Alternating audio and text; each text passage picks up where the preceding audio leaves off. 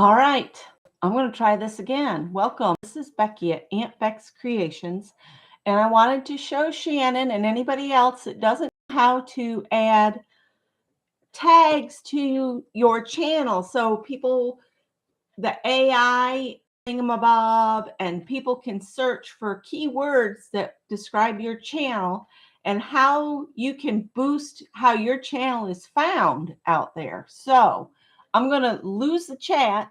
So understand, I'm not going to see chat. Okay. So I'm going to go over here, go to your channel, the front page of your channel. Okay. Then you're going to go to customize channel. Then you'll, on the left-hand side, come down under your picture, come down to settings.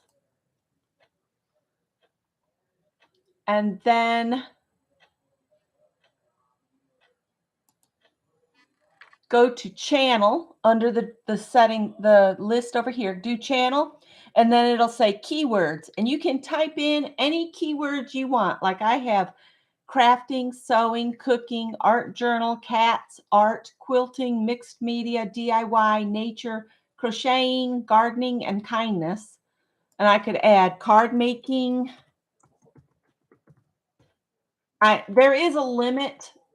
You get 500 characters. I'm at 128. I could go in there and add a whole bunch of other things like I would do.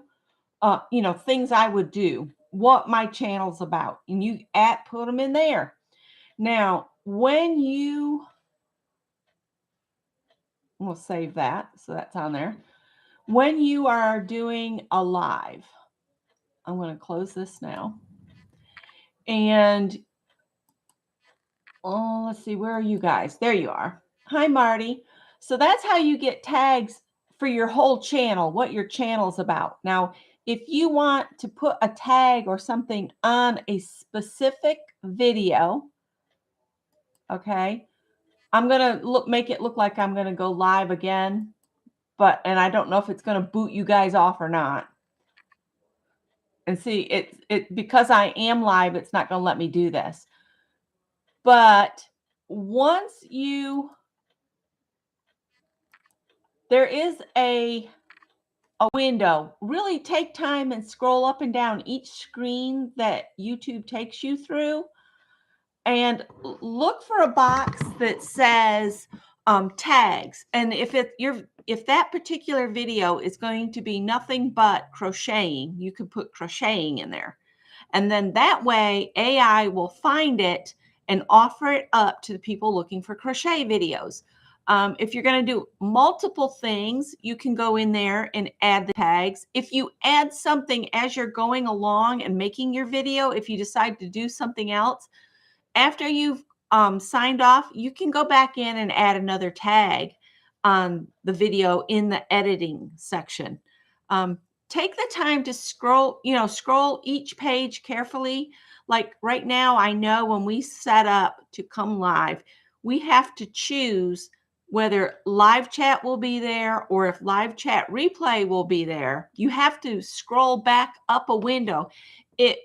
On that particular window, when it opens that section, it drops down on the page. So you miss all this information up above.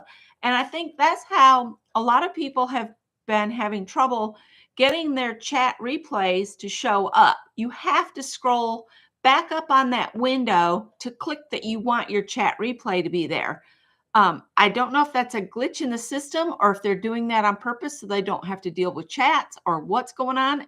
I have no idea. I just know that you have to scroll back up to the top of that window to check that and to check subscribers only for your chat section. That eliminates people that just like to go to chats to raise problems. I don't know how else to show you unless we got together maybe in the Facebook group and I could show you we could do that. If you're in my Facebook group, I can open up a room. We have until the 16th.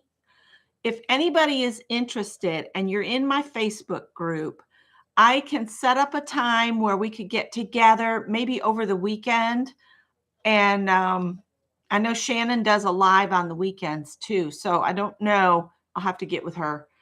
But I could open a room and we could walk through how to set up going live. And I can show you where to pop your tags in.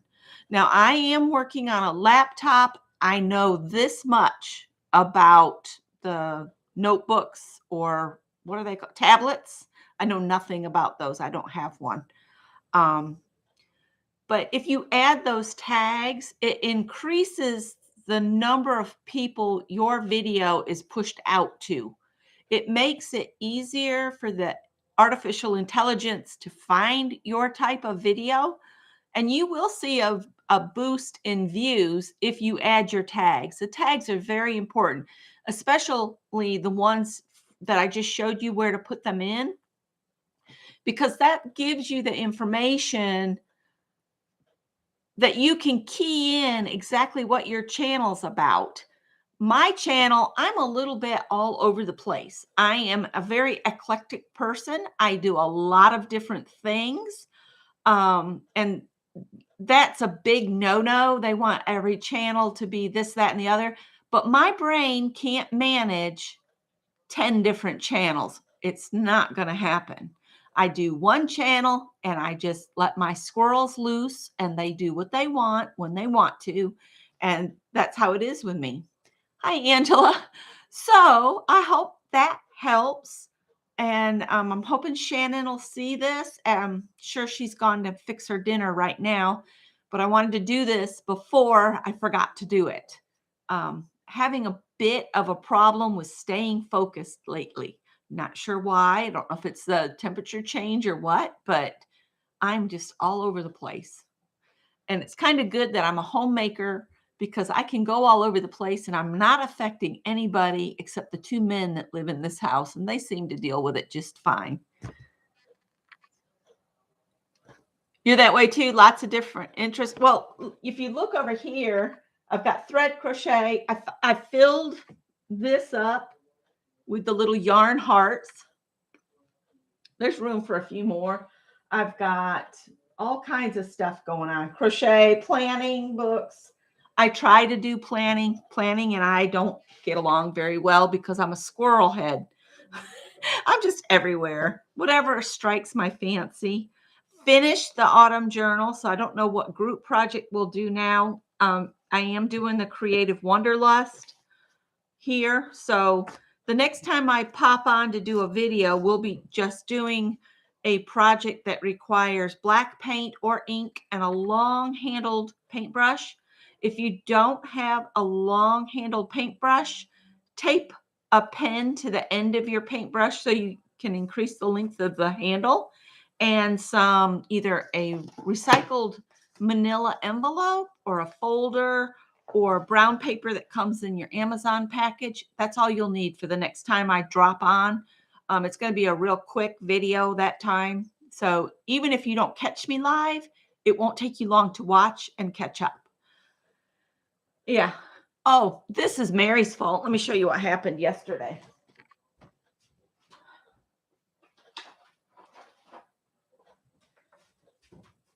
Mary was making mailing envelopes out of her wallpaper pages, and I had a very old paper pad of the fall and autumn papers.